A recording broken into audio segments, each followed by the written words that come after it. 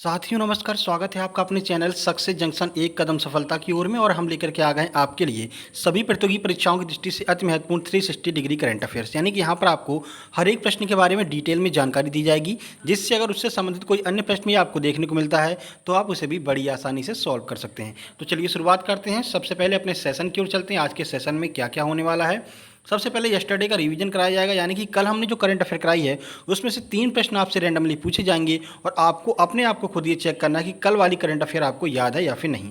उसके बाद में टुडे करंट अफेयर, यानी आज के महत्वपूर्ण करंट अफेयर के प्रश्न जो हैं वो आपको फुल डिटेल में जानकारी के साथ में कराए जाएंगे। उसके बाद में एमपी करंट अफेयर, उसके बाद में स्टैटिक जी के सभी प्रतियोगी परीक्षाओं के लिए अति महत्वपूर्ण है आपके लिए स्टैटिक जी के महत्वपूर्ण प्रश्नों कराया जाएगा। उसके बाद में डेली हम एक हिस्टोरिकल प्लेस लेते हैं मध्य प्रदेश का, तो आज हम यहाँ पर एक हिस्टोरिकल प्लेस लेने वाले हैं जो कि आपका यहाँ पर अटेर का किला है। अटेर के किले के बारे में पूरी जानकारी आज हम आपको देने वाले हैं। उसके बाद में होमवर्क विद स्क्रीनशॉट, यानी कि डेली हम आपसे एक प्रश्न पूछते हैं, उसका जवाब जो भी लोग देते हैं उनका नाम आपको वीडियो के अंत में दिखाई देता है। उसके बाद में टुडे होमवर्क, यानी आज भी हम आपसे एक प्रश्न पूछेंगे जिसका जवाब देने पर कल वाली वीडियो में आपका नाम भी आएगा। तो चलिए शुरुआत करते हैं। आइए देखते हैं पहला प्रश्न रिवीजन का।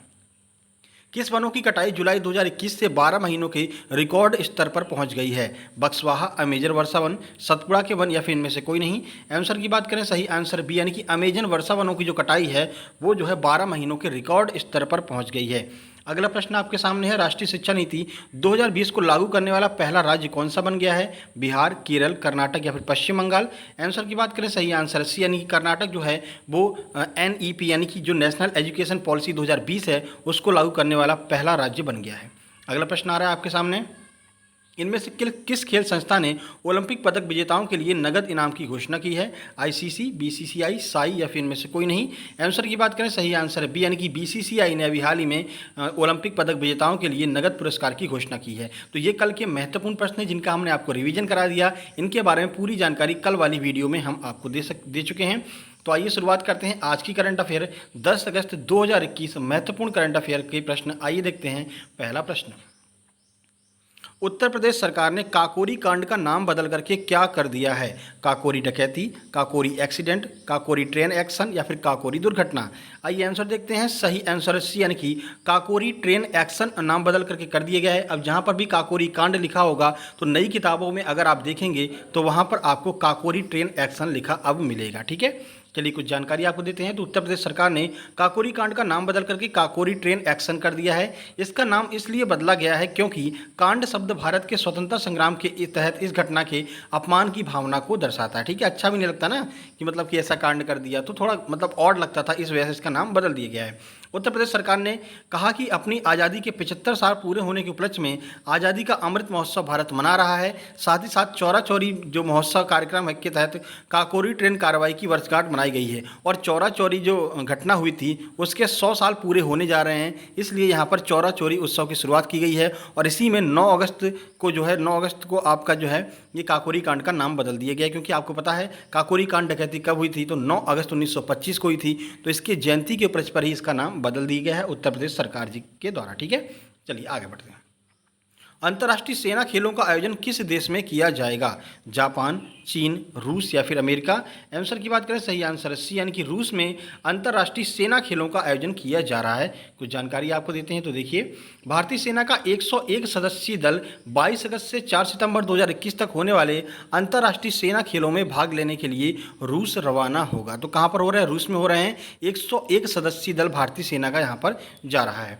यह दल आर्मी स्काउट मास्टर प्रतियोगिता, ASMC, Elbrus ring, polar star, sniper frontier और सेफ रूट गेम्स में भाग लेगा। कुछ इस तरह के गेम्स यहाँ पर खेले जाएंगे, भारतीय सेना इसमें भाग लेने वाली है। ठीक है, रूस की राजधानी बात कर लेते हैं क्योंकि यहाँ पर स्टैटिक के प्रश्न बनेंगे। अंतर्राष्ट्रीय सेना खेल आयोजित हो रहा है रूस में, तो रूस की राजधानी मॉस्को है। मुद्रा यहाँ पर रूबल चलती है और राष्ट्रपति कौन है? तो व्लादिमीर पुतिन जो है वो यहाँ के राष्ट्रपति हैं। आगे बढ़ते हैं, अगला प्रश्न देखते हैं। इनमें से किस अर्धसैनिक बल ने पहली बार 2 महिला अफसरों की नियुक्ति की गई है? ऑप्शन ए है CISF, option B ITBP, option C CRPF, option number D है BSF। तो कौन से अर्धसैनिक बल में पहली बार 2 महिला अफसरों की नियुक्ति की गई है? आंसर की बात करें, सही आंसर है बी, यानी कि ITBP में पहली बार 2 महिला अफसरों की नियुक्ति की गई है। कुछ जानकारी आपको देते हैं। तो पहली बार भारत तिब्बत सीमा पुलिस बल, ये ITBP की फुल फॉर्म होती है, याद रखना है, की रक्षा करने वाली भारत की चीन LAC ने 9 अगस्त 2021 को मसूरी में अपना पहला प्रशिक्षण पूरा करने के बाद कॉम्बैक्ट भूमिका में पहली 2 महिला अधिकारियों को नियुक्त किया है। तो 2 महिला अधिकारियों को कॉम्बैक्ट भूमिका में जो है भारत चीन बॉर्डर पर यहाँ पर नियुक्त किया गया है। ठीक है, दोनों महिला अधिकारी नाम क्या है इनका, तो एक है प्रकृति और दूसरी है दीक्षा। तो ये नाम आपको याद रखना क्योंकि पूछा जा सकता है, महत्वपूर्ण यह प्रश्न आपके लिए साबित हो सकता है। तो प्रकृति और दीक्षा को आईटीबीपी बटालियन में कंपनी कमांडर के तौर पर यहाँ पर तैनात किया जाएगा। ठीक है, तो कंपनी कमांडर के तौर पर आईटीबीपी में तैनात किया जाएगा प्रकृति और दीक्षा को, आपको इसको याद रखना। ठीक है, इस अवसर पर आईटीबीपी के कई अज्ञात तथ्यों वाली पहली हिस्ट्री ऑफ आईटीबीपी पुस्तक का विमोचन भी किया गया है। इस पुस्तक का नाम भी आपको याद रखना है, हिस्ट्री ऑफ आईटीबीपी। इस पुस्तक का भी विमोचन राजनाथ सिंह जो हमारे रक्षा मंत्री हैं उनके द्वारा किया गया है। ठीक है, आगे बढ़ते हैं। दुनिया में तीसरे सबसे अधिक विकेट लेने वाले गेंदबाज कौन बन गए हैं? जिमी एंडरसन, भुवनेश्वर कुमार, जो रूट या फिर जसप्रीत बुमराह। आंसर की बात करें, सही आंसर है ए, यानी कि जिमी एंडरसन दुनिया में सबसे ज़्यादा विकेट लेने वाले तीसरे गेंदबाज बन गए हैं। कुछ जानकारी आपको देते हैं, तो जेम्स एंडरसन या फिर जिमी एंडरसन अगस्त 2021 में नॉटिंघम में पहले इंग्लैंड बनाम भारत टेस्ट के दौरान अनिल कुंबले ने कितने विकेट लिए? 619 को पछाड़कर टेस्ट क्रिकेट में तीसरे सबसे ज़्यादा विकेट लेने वाले गेंदबाज बन गए हैं। यानी कि इनके अब कुल विकेट 621 हो गए हैं। अनिल कुंबले का रिकॉर्ड तोड़ दिया है।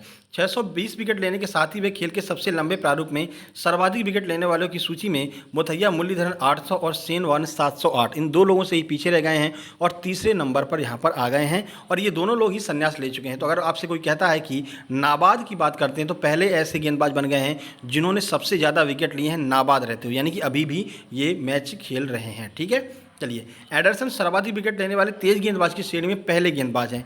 यानी कि ये दोनों जो हैं वो स्पिनर हैं, कौन? सेनवार और मुथैया मुरलीधरन। जबकि तेज गेंदबाजी की बात करते हैं तो सबसे ज़्यादा विकेट तेज गेंदबाजी में किसने लिया है? तो जिमी एंडरसन ने लिया है। इंग्लैंड के ये खिलाड़ी हैं। आगे बढ़ते हैं। अनुपम श्याम का भी हाल ही में निधन हो गया। वे किस क्षेत्र से संबंधित हैं? क्रिकेट, अभिनय, राजनीति या फिर इनमें से कोई नहीं। आंसर की बात कर लेते हैं, सही आंसर बी, यानी कि अभिनय से संबंधित है अनुपम श्याम।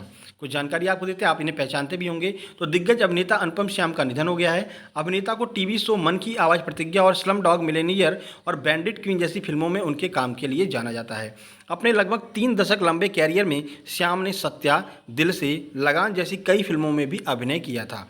उन्हें सर्वाधिक ख्याति टीवी शो मन की आवाज़, प्रतिज्ञा पर ठाकुर सज्जन सिंह के रूप में जो है प्राप्त हुई है। सबसे ज़्यादा उन्हें ठाकुर सज्जन सिंह के रूप में जाना जाता था। प्रतिज्ञा आपने अगर सीरियल देखा होगा तो उसमें जो है ये रोल किया करते थे। इनका भी हाल ही में निधन हो गया है। आगे बढ़ते हैं।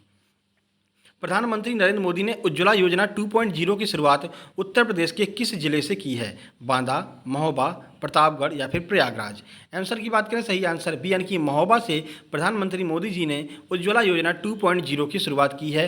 और यह प्रश्न बहुत महत्वपूर्ण है क्योंकि जितनी भी योजना की यहाँ पर शुरुआत की है मोदी जी ने, हर एक एग्जाम में ये प्रश्न जो है योजना से संबंधित जरूर पूछा जाता है। ठीक है, देखिए, प्रधानमंत्री नरेंद्र मोदी ने 10 अगस्त 2021 को उत्तर प्रदेश के महोबा जिले में एलपीजी कनेक्शन सौंप कर उज्ज्वला 2.0 का शुभारंभ यहाँ पर करेंगे। तो आज इसका शुभारंभ करने वाले हैं। ठीक है, एक जमा मुक्त एलपीजी कनेक्शन के साथ उज्ज्वला 2.0 लाभार्थियों को पहली रिफिल और हॉट प्लेट मुफ्त प्रदान करेगी। ठीक है, तो पहला भरा भराया सिलेंडर और एक हॉट प्लेट ये जो है मुफ्त प्रदान किया जाएगा उज्ज्वला 2.0 के लाभार्थियों को।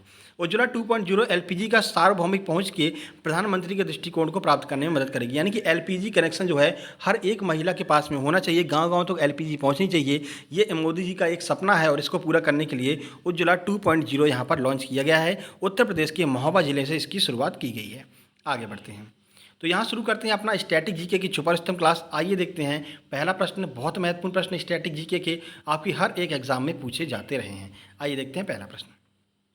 नवारा चावल जिसे जीआई टैग प्राप्त है किस राज्य से संबंधित है? पश्चिम बंगाल, केरल, जम्मू कश्मीर या फिर राजस्थान। आंसर की बात करें, सही आंसर बी, यानी कि केरल से संबंधित है नवारा चावल जिसे जीआई टैग दिया गया है। तो नवारा चावल का संबंध केरल से है। केरल की कसाबू साड़ी भी फेमस है, तो कसाबू साड़ी जो केरल की है उसे भी जीआई टैग दिया जा चुका है। जीआई टैग की बात कर लेते हैं, तो जीआई टैग 10 वर्षों के लिए दिया जाता है और पहला जीआई टैग दार्जिलिंग की चाय, जो पश्चिम बंगाल का दार्जिलिंग है वहाँ की चाय को पहला जीआई टैग दिया गया था। यह प्रश्न एनटीपीसी रेलवे में 4 से 5 शिफ्ट में पूछा गया कि पहला जीआई टैग किसे दिया गया, तो याद रखिए दार्जिलिंग की चाय को दिया गया था। ठीक है, आगे बढ़ते हैं। 10 साल के लिए दिया जाता है। सिपकीला दर्रा कहाँ पर स्थित है? मेघालय, सिक्किम, हिमाचल या फिर मणिपुर। आंसर की बात करते हैं, सही आंसर है सी, यानी कि हिमाचल प्रदेश में सिपकीला दर्रा स्थित है। देखिए, सिपकीला दर्रा हिमाचल प्रदेश में स्थित है। सतलुज नदी जो है वो भारत में सिपकीला दर्रे से ही प्रवेश करती है। यह प्रश्न भी कई बार पूछा गया है कि सतलुज नदी भारत में किस दर्रे से प्रवेश करती है, तो सिपकीला दर्रे से प्रवेश करती है। देखिए अगला प्रश्न, निम्नलिखित में से कौन सा न्याय भारतीय संविधान की प्रस्तावना में उल्लिखित नहीं है? सामाजिक न्याय, आर्थिक न्याय, राजनीतिक न्याय या फिर धार्मिक न्याय? आंसर सही है इसका डी, यानी कि धार्मिक न्याय कहीं पर भी भारतीय संविधान की प्रस्तावना में उल्लिखित नहीं किया गया है। तो भारतीय संविधान की प्रस्तावना में सामाजिक, आर्थिक और राजनीतिक न्याय के बारे में बताया गया है, परंतु धार्मिक न्याय के बारे में कहीं बताया नहीं गया है। भारतीय संविधान की प्रस्तावना में सिर्फ एक बार संशोधन किया गया, कब? 42वें संविधान संशोधन 1976 में। प्रश्न पूछा जाता है कि भारतीय संविधान की प्रस्तावना में कितने बार संशोधन किए गए हैं, तो सिर्फ एक बार किया गया है 1976 में, 42वें संविधान संशोधन में, जिसे मिनी कॉन्स्टिट्यूशन भी कहते हैं। ठीक है, अगला प्रश्न, अंतर्राष्ट्रीय चावल अनुसंधान केंद्र कहाँ पर है? Philippines, Mexico, Singapore, Oslo? Answer की बात करें, सही आंसर है ए, यानी कि फिलीपींस में अंतर्राष्ट्रीय चावल अनुसंधान संस्थान है। तो फिलीपींस जो कि मनीला में स्थित है, अंतर्राष्ट्रीय चावल अनुसंधान केंद्र स्थित है, जबकि केंद्रीय चावल अनुसंधान केंद्र कटक में और मध्य प्रदेश चावल अनुसंधान केंद्र कहाँ पर है? बड़वानी में। तो तीनों चीज़ें क्लियर हो जानी चाहिए। विश्व का कहाँ पर है? तो फिलीपींस मनीला में, जबकि केंद्रीय यानी भारत का कहाँ पर है? तो कटक उड़ीसा में, और मध्य प्रदेश का कहाँ पर है? तो जो आपका बड़वानी है, यहाँ पर मध्य प्रदेश का चावल अनुसंधान केंद्र है। ठीक है, आगे बढ़ते हैं। तो अगला हमारा सेगमेंट है मध्य प्रदेश की, जो हम एक हिस्टोरिकल प्लेस की बात करते हैं। तो आज हम यहाँ पर बात करने वाले हैं अटेर के किले के बारे में। तो देखिए, अटेर का किला भिंड जिले की अटेर तहसील में स्थित है। इस किले का निर्माण भदौरिया वंश के राजा भद्र सिंह के द्वारा करवाया गया था। तो स्टार मार्क कर लीजिए, प्रश्न पूछा जा सकता है कि अटेर के किले का निर्माण किसने करवाया था? तो भद्र सिंह ने करवाया था। देवगिरी पहाड़ी पर स्थित होने की वजह से इस किले को देवगिरी के दुर्ग के नाम से भी जाना जाता है। तो अटेर में देवगिरी की पहाड़ी है और यहाँ पर यह किला स्थित है। ठीक है, आगे बढ़ते हैं। पुरातत्व विभाग के अनुसार यह किला लगभग 350 साल से भी पुराना है। इस किले का निर्माण 1664 ईस्वी में प्रारंभ करवाया गया था। किसके द्वारा? भद्र सिंह के द्वारा। ठीक है, अब देखिए सबसे ज़्यादा फेमस क्या है? तो इस किले का खूनी दरवाज़ा सबसे ज़्यादा प्रसिद्ध है, जिसके बारे में यह बताया जाता है कि यह दरवाज़ा सिर्फ गुप्तचरों के लिए ही बनाया जाता था, जहाँ से हमेशा खून टपकता रहता था, और इसी खून का तिलक करके गुप्तचर राजा से मिलने के लिए जाया करते थे। तो ये एक गुप्त दरवाज़ा, जिसे खूनी दरवाज़ा कहा जाता था, क्यों फेमस है? तो यहाँ पर खून टपकता रहता था, और इस खून का तिलक करने के बाद में ही जो गुप्तचर हैं वो राजा से मिलने जाया करते थे, और अपनी गुप्त जो भी सूचना होती थी वो उनको बताया करते थे। यह किला मुख्यतः मुगल शैली में बनाया गया। तो आपसे पूछा जा सकता है कि अटेर के किले की शैली कौन सी है? तो याद रखिएगा, मुगल शैली में अटेर का किला बनाया गया है। ठीक है, चलिए आगे बढ़ते हैं। तो कल के प्रश्न की बात कर लेते हैं। कल के प्रश्न का सही आंसर है 42वां संविधान संशोधन।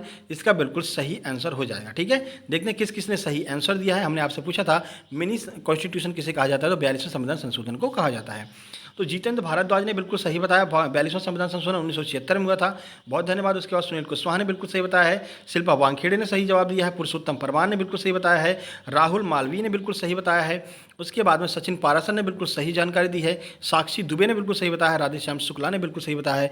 बहुत बहुत धन्यवाद आप लोगों का कमेंट बॉक्स में कमेंट करने के लिए। आइए देखते हैं आज का कौन सा प्रश्न है जिसे आपको कमेंट बॉक्स में कमेंट करना है। तो देखिए, आज का प्रश्न है डॉक्टर भीमराव अंबेडकर जी का जन्म मध्य प्रदेश में किस स्थान पर हुआ था? ठीक है, अभी हाल ही में इनका जन्म दिवस भी मनाया गया था अप्रैल में। तो बस आपको यही कमेंट बॉक्स में कमेंट करके बताना। यहाँ से एक बहुत प्रसिद्ध नदी जिसे हम चंबल कहते हैं, तो चंबल नदी का उद्गम भी है। अब तो आप बता ही सकते हैं कि कहाँ पर जो है मध्य प्रदेश में, किस जिले में और कहाँ पर डॉक्टर भीमराव अंबेडकर जी का जन्म हुआ था। ठीक है, तो कमेंट बॉक्स में कमेंट जरूर कीजिएगा। बाकी ये वीडियो पसंद आए, वीडियो को लाइक कीजिए, दोस्तों के पास शेयर कीजिए, चैनल को सब्सक्राइब करके नोटिफिकेशन बेल जरूर दबा लीजिए, क्योंकि रोज सुबह आपके लिए 7:30 बजे हम करंट अफेयर और साथ ही साथ में MPPSC और MP पुलिस के लिए महत्वपूर्ण प्रैक्टिस सेट लेकर के आते रहते हैं। जल्द ही मिलते हैं एक नई वीडियो में, तब तक के लिए नमस्कार, धन्यवाद।